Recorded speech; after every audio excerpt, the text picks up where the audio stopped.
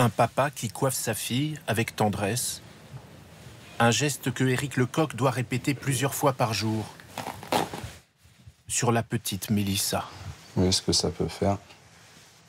Malheureusement, voilà ce que ça donne. Depuis 2 mois, Mélissa suit des cures de chimiothérapie pour une tumeur maligne au foie, un cancer à 10 ans. T'as peur de perdre tes cheveux à cause des médicaments? Oui. Ça te fait peur, pourquoi? On a peur que ça repousse plus. L'important, c'est que toi, tu te battes et qu'on soit à tes côtés. Et le reste, nous, on t'accompagne.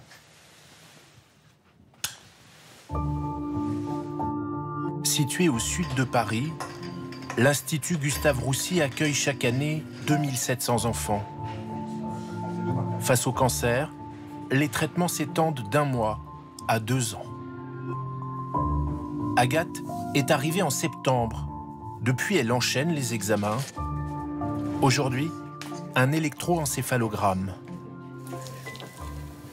Mais c'est rien de grave. Chacune de ces étapes nourrit son angoisse. Car à 17 ans, Agathe a failli perdre sa jambe gauche. Elle a subi une lourde opération au fémur pour lui retirer des cellules cancéreuses situées dans son os. 5 mois d'immobilisation. Tu bouges tes orteils. Une épreuve physique et morale.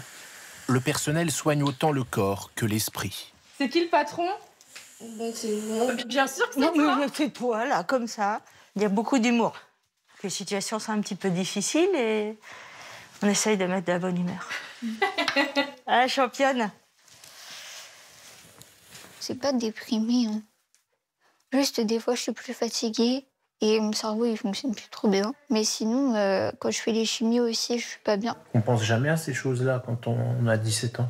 Bah oui, moi, je pensais pas que ça arrivait à moi. Genre, ça arrive qu'aux autres.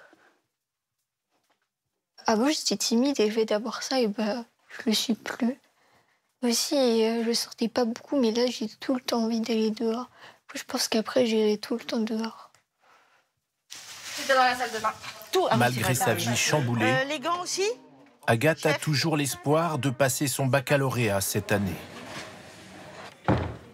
Pour ceux qui le peuvent, la scolarité se poursuit. Alors, qu'est-ce qu'on fait là? Une école située à quelques mètres des chambres. Cette fois, c'est 35, mais il n'y a que 34. 2 enseignantes de l'éducation nationale assurent les cours. Parfait. Il fait la même activité que les élèves font dans sa classe, puisque la maîtresse de Clément nous fournit le travail à faire. L'école, c'est primordial. C'est ce qui les raccroche à la vie normale d'un enfant. Un enfant va à l'école et c'est pas parce qu'il est malade qu'il n'a pas le droit d'aller à l'école. Donc c'est très important de garder le lien. Et c'est aussi préparer la sortie, l'après-maladie. Autour de ces jeunes patients, des familles entières se réorganisent. Tu veux le plaid ou pas? Le père de Mélissa a dû s'absenter quelques heures. C'est sa grande sœur Anne-Sophie qui prend le relais. Pour cela, elle a dû cesser de travailler. Une vie en suspens. On survit plus qu'on vit dans ces moments-là, jusqu'à ce que tout ça jusqu'à ce qu'elle se soigne, en fait. Je pense qu'on va survivre jusqu'à ce qu'elle soit soignée, en fait. On vit comment, au jour le jour? Oui, ah oui, c'est du jour le jour. On prévoit rien, les sorties sont jamais sûres, on sait jamais quand est-ce qu'elle va sortir de l'hôpital, donc c'est du jour le jour.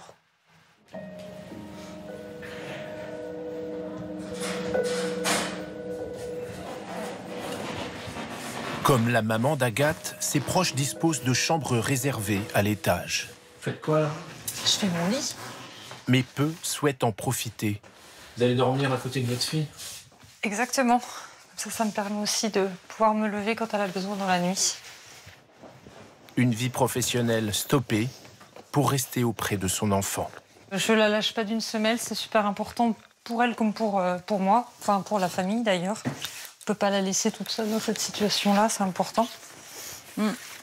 Et elle a besoin jour et nuit, donc je reste à son chevet jour et nuit depuis maintenant 5 mois.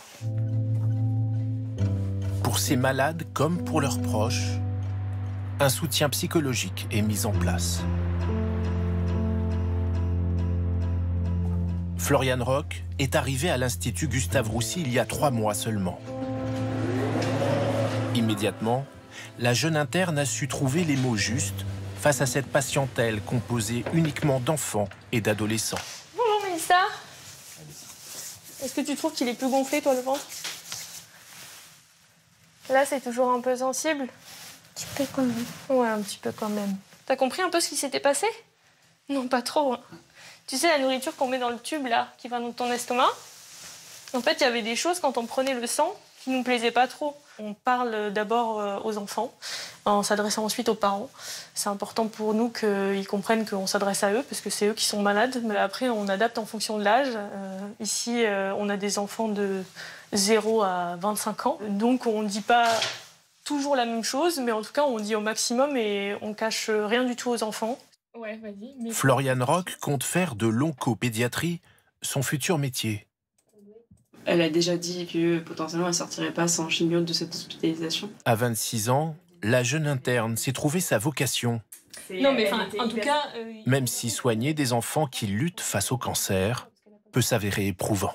Oui, c'est difficile. C'est un engagement émotionnel qui est important et qui impacte aussi ma vie personnelle, mais je pense qu'on apprend progressivement avec les années aussi à pas se détacher parce qu'on est impacté par toutes les histoires, peu importe lesquelles, mais on apprend aussi à vivre à la fois avec les mauvaises nouvelles et les bonnes nouvelles. Et des bonnes nouvelles, il y en a? Des bonnes nouvelles, il y en a, oui, bien sûr, il y en a plein. Aujourd'hui, 85% des cancers pédiatriques sont curables. Pour ces enfants, beaucoup d'espoir de guérison, car ils réagissent mieux au traitement que les adultes. C'est pas du tout le même type de tumeur que chez l'adulte, c'est pas les mêmes maladies, ça porte pas les mêmes noms, ça survient pas dans les mêmes organes et ça va pas du tout être la même sensibilité au traitement. On va administrer des doses de médicaments et de chimiothérapie à ces enfants qui sont parfois nettement supérieures à celles qu'un adulte peut supporter. Pour ses 17 ans, c'est à l'hôpital que Agathe a fêté son anniversaire. Entourée de sa famille et de tout le personnel soignant. Oh, j'ai encore une carte cadeau. Agathe devrait remarcher dans quelques mois. Désormais, ses rêves n'ont plus de frontières. Il y a des associations quand on est guéri qui offrent des voyages ou qui réalisent des rêves et tout ça. Bah, se trouve, je vais demander d'aller au Brésil. Je sais pas si c'est possible, mais... Mélissa, elle, poursuit ses cures de chimiothérapie. Jour et nuit, sa famille reste à ses côtés, plus soudée que jamais.